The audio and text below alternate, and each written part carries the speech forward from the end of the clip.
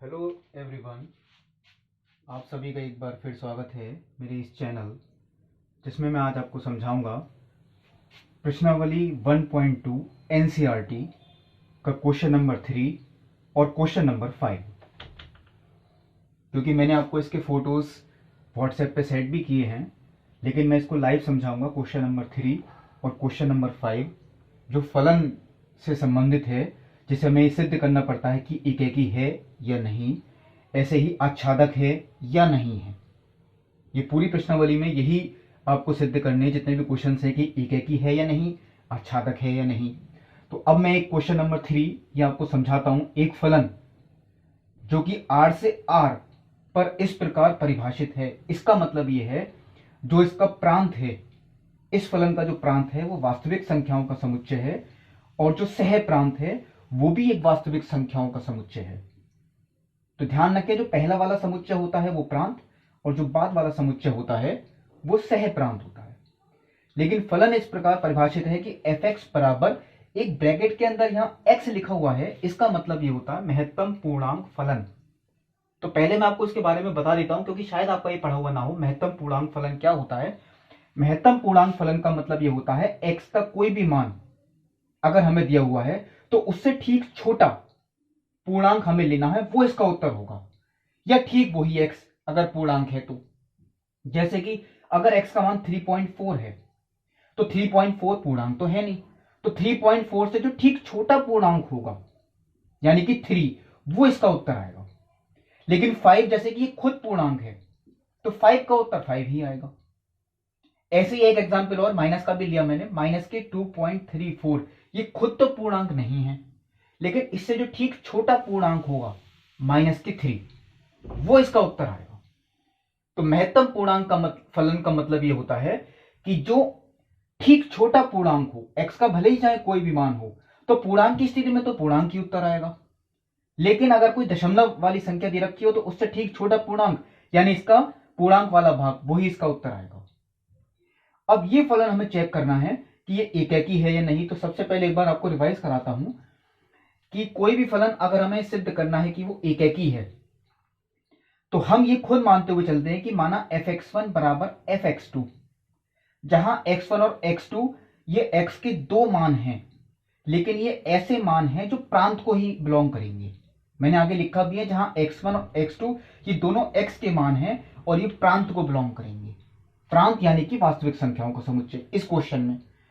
और जो y का मान होता है वो सह प्रांत को बिलोंग करता है, यानी वो भी यहाँ वास्तविक संख्याओं का समुच्चय है। कभी कभी ऐसा होता है कि दोनों अलग होती हैं, यहाँ पे कोई डिफरेंस नहीं है। यहाँ प्रांत भी वास्तविक संख्याओं का समुच्चय है और सह प्रांत भी वास्तविक संख्याओं का समुच्चय है। तो सबसे पहले हम एकेकी चेक करते हैं कि माना f(x1) बराबर f(x2), इसका मतलब f(x1) यानी ब्रैकेट के अंदर x1 लिखा, और f(x2) यानी ब्रैकेट के अंदर x2 लिखा। अब ये मैंने तो लिखा है यहाँ पे कि x1 बराबर नहीं है x2 के, क्योंकि ये मैंने बताया भी था, जब भी हमें कोई फलन सिद्ध करना है कि वो एकेकी नहीं है या बहुएकी है, तो हमें उसे उदाहरण देके सिद्ध करना है। तो मैंने यहाँ एक उदाहरण लिया। मान लो x का मान 1.1 है, यानी मैंने यहाँ 1.1 रखा, इसका मतलब है महत्तम पूर्णांक फलन, लेकिन 1.1 के लिए, तो इसका उत्तर तो 1 ही आएगा, क्योंकि इससे ठीक छोटा पूर्णांक वो 1 होता है। लेकिन फिर मैंने 1.2 ले लिया, क्योंकि 1.2 का उत्तर भी 1 ही आएगा। और ये मान हमें ऐसे लेने हैं जो प्रांत को ही बिलोंग करें, ये बात ध्यान रखें। तो ये दोनों वास्तविक संख्याएं हैं, 1.1 भी वास्तविक संख्या है, 1.2 भी वास्तविक संख्या है। तो मैंने यहाँ पे f(1.1) का मान निकाला, वो भी 1 आया, f(1.2) का मान निकाला, वो भी 1 आया। यानी f(1.1) बराबर है f(1.2) के, लेकिन ये खुद आपस में बराबर नहीं है, यानी 1.1 बराबर तो नहीं है 1.2 के। इसका मतलब यह है कि f(x1) बराबर तो है f(x2) के, लेकिन x1 बराबर नहीं है x2 के। और अगर ऐसा है, जो कि हम एक भी उदाहरण से अगर सिद्ध कर दें, तो ये फलन एकेकी नहीं होगा, यानी कि बहुएकी होगा। तो ये बात ध्यान रखें, जो भी फलन हमें सिद्ध करना है कि एकेकी नहीं है यानी कि बहुएकी है, उसे आपको एक उदाहरण देकर सिद्ध करना है। लेकिन एकेकी होगा तो कोई जरूरत नहीं, मैं उसकी पहचान भी बताऊंगा आपको। कुछ फलन ऐसे होते हैं जो एकेकी नहीं होते। उसके बाद में सबसे पहले बात यह आती है कि आच्छादक कैसे सिद्ध करें इस फलन को। आच्छादक कैसे सिद्ध करें, इसके लिए मैंने आपको वीडियो में समझाया भी था, पार्ट 2 वीडियो जो फंक्शंस की है। माना y बराबर fx, ये हम स्टार्टिंग से लेते हुए चलेंगे, जहां y मैंने बिलोंग्स टू r यानी कि सह प्रांत, क्योंकि मैंने ये बात बताई थी जो x होता है वो प्रांत का अवयव होता है और जो y होता है वो सह प्रांत का अवयव होता है। जो x होता है वो प्रांत का अवयव होता है और जो y होता है वो सह प्रांत का अवयव होता है। अब ये लिखा मैंने, माना y बराबर fx, इसका मतलब y बराबर जैसा आपको मान दे रखा है fx का, ये मैंने लिख दिया। लेकिन मैंने आपको ये बताया था कि हम x का मान इस समीकरण को हल करके निकालते हैं y के पदों में, लेकिन ये ऐसे समीकरण है कि हम यहाँ पे हल करके x का मान नहीं निकाल सकते y के पदों में, क्योंकि कोई समीकरण नहीं है।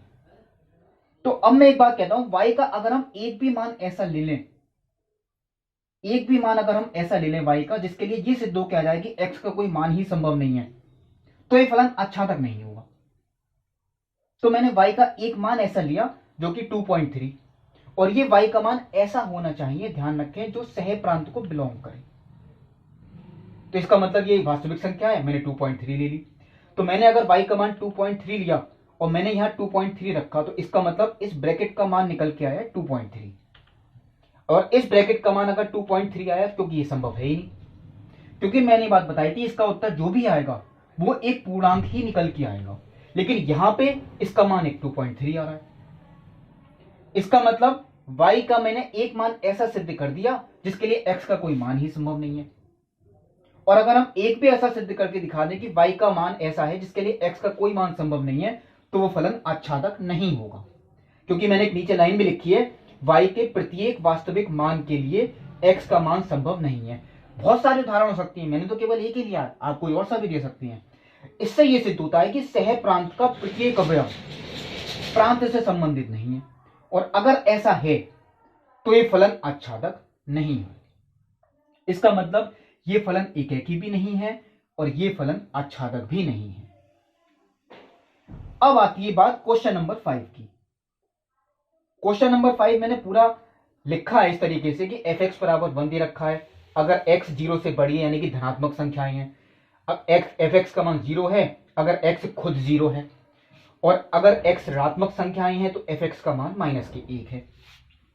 ये फलन भी r से r पर ही परिभाषित है, यानी प्रांत भी वास्तविक संख्याएं हैं और सह प्रांत भी वास्तविक संख्याओं का समुच्चय है। तो अब हमें यह भी चेक करना है कि वाकई एकेकी है या नहीं, और अगर नहीं है तो एग्जाम्पल देके प्रूफ भी करना है। यहां तो वैसे क्लियर हो रही थी बात, फिर भी मैंने करके दिखाया। धनात्मक संख्याओं में बहुत सारी आ सकती हैं, वो सब 1 से ही संबंधित है। तो मैंने एक संख्या 2 ले ली, अगर मैं 2 रखूंगा तो 2 इसमें आएगी, तो f2 का मान 1 आएगा, और अगर 3 लेता हूं तो 3 भी इसमें है तो f3 का मान भी 1 आएगा। इसका मतलब f2 बराबर भी 1, f3 बराबर भी 1, यानी f2 बराबर तो f3 के, लेकिन 2 और 3 तो नहीं है। पर यह भी ऊपर की तरह ही हुआ, यानी कि fx1 बराबर fx2 के, लेकिन x1 बराबर नहीं है x2 के। इसका मतलब यह भी फलन यही सिद्ध हुआ कि यह फलन एकेकी नहीं है। यह बात ध्यान रखें, हमें x1 और x2 ऐसे दो मान लेने हैं जो प्रांत को ही बिलोंग करें। दोनों वास्तविक संख्याएं हैं, 2 भी वास्तविक संख्या है, 3 भी वास्तविक संख्या है। ऐसे मान लेके अगर हम सिद्ध कर दें तो वो फलन एकेकी नहीं होगा। अब आती है आच्छादक सिद्ध करने की बात। वहीं से शुरुआत की मैंने, माना y बराबर fx, जहां y बिलोंग्स टू r यानी कि सह प्रांत, y वास्तविक संख्याएं हैं। लेकिन आपको ये कंफर्म हो रहा होगा कि सह प्रांत में सारी वास्तविक संख्याएं हैं, यानी y के सारे मान होंगे इसमें 1 2 3 4 5 अनंत तक, -1 -2 -3 -4 माइनस के अनंत तक y सारी वास्तविक संख्याएं हैं। लेकिन y के केवल 3 ही मान ऐसे हैं जो x के मान से संबंधित हैं, -1, 0 और +1, क्योंकि जितनी भी ऋणात्मक संख्याएं हैं x की वो y बराबर -1 से संबंधित हैं, 0 0 से संबंधित है, और जितनी भी धनात्मक संख्याएं हैं वो सब +1 से संबंधित हैं। इसका मतलब y के केवल 3 मान ऐसे हैं जो कि x से संबंधित हैं, और कोई मान ऐसा है ही नहीं। मैंने फिर भी ये लिखा है y के केवल 3 मानों यानी -1, 0 और 1 को छोड़कर शेष कोई भी मान x के किसी भी मान से संबंधित नहीं है। इसका अर्थ यही हुआ कि सह प्रांत का प्रत्येक अवयव प्रांत से संबंधित नहीं है। और अगर ऐसा है तो ये फलन आच्छादक नहीं है। हम उदाहरण भी ले सकते हैं, y बराबर मैं 2 लेता, x का कोई मान निकल के नहीं आता क्योंकि y बराबर 2 किसी से संबंधित ही नहीं है। लेकिन ऐसा कुछ जरूरी नहीं था, आप इस तरीके से भी लिख के दिखा दें, -1, 0 और 1 को छोड़कर शेष कोई भी मान x के किसी भी मान से संबंधित नहीं है। इसका मतलब ये फलन आच्छादक नहीं है। अब एक बात और आती है, ये फलन आच्छादक हो सकता था कब? अगर इसी फलन में मैं प्रांत तो यही रहने दूं, लेकिन ये जो सह प्रांत है इसे मैं बदल के पूर्णांकों का समुच्चय कर दूं अगर, यानी कि z, अगर मैं इसे z कर दूं यानी r को हटा के और इसकी जगह मैं z कर दूं, तो ये फलन आच्छादक हो जाएगा, क्योंकि उस स्थिति में y के केवल आपको पूर्णांक ही मान लेने पड़ेंगे और पूर्णांक सारे संबंधित होंगे ही होंगे, क्योंकि इनके सब उत्तर पूर्णांक ही होते हैं और इधर होंगे भी केवल पूर्णांक। उस कंडीशन में ये फलन आच्छादक हो जाता। अगर यहां पे फलन r की जगह z होता ये सह प्रांत, तो फलन ये आच्छादक हो जाता। अब यहां पे आती है, इसी क्वेश्चन में फलन आच्छादक तब होता अगर प्रांत तो यही रहे, कोई प्रॉब्लम नहीं है, लेकिन ये जो सह प्रांत है इसे मैं r को हटा के केवल इसमें 3 संख्याएं ले लूं, -1, 0 और +1। अगर ये सिर्फ 3 संख्याएं मैं ले लूं सह प्रांत में, तो ये फलन भी आच्छादक हो जाएगा, क्योंकि इसमें केवल 3 ही संख्याएं होंगी और वो तीनों ही संबंधित होंगी, बाकी इसमें कोई संख्या है ही नहीं। तो यही आपको देखना है, पता नहीं पेपर में किस तरीके से सह प्रांत आए, सह प्रांत कौन सी संख्याएं हैं यह आपको देखना है। वो सब अगर संबंधित हैं प्रांत से तो फलन आच्छादक होता है, वरना वो फलन आच्छादक नहीं होता। अब एक बात और आती है, मैंने आपको बताई थी वीडियो के शुरू में कि हम कैसे पहचान करेंगे कौन सा फलन एकेकी होगा कौन सा नहीं होगा। जितने भी समघात वाले फलन हैं, जैसे कि x² जिसमें आ रहा है केवल समघात अगर है, x की घात 4 है, वो फलन एकेकी नहीं होते, वो फलन बहुएकी होते हैं, लेकिन वो भी केवल उस कंडीशन में अगर प्रांत वास्तविक संख्याओं का समुच्चय है या पूर्णांकों का समुच्चय है, क्योंकि हम उसमें माइनस वाले भी ले सकते हैं। लेकिन अगर प्राकृतिक संख्याओं का समुच्चय है तो वो एकेकी ही होगा, वो बहुएकी नहीं होगा। समघात वाले फलन जितने भी होते हैं, अगर उसमें प्रांत वास्तविक संख्याएं या पूर्णांक दे रखे हों तो वो फलन एकेकी नहीं होगा, वो बहुएकी होगा। तो ये आपको ध्यान रखनी है। और एक फलन जैसे मॉडुलस वाले, वो मैं आपको व्हाट्सएप पे भेजूंगा। एक ये फलन, जिनमें ऐसे उदाहरण हम दे सकते हैं जिनमें कोई से x के हम 2 मान ले लें जिन पे उत्तर आपका सेम निकल के आए, तो ऐसा फलन एकेकी नहीं होता। तो इसी तरीके के मैंने 2 क्वेश्चन आपको समझाए, बाकी मैंने होमवर्क में भी दिए हैं, कुछ की फोटो में व्हाट्सएप पे भी सेंड करूंगा। तब तक के लिए गुड बाय।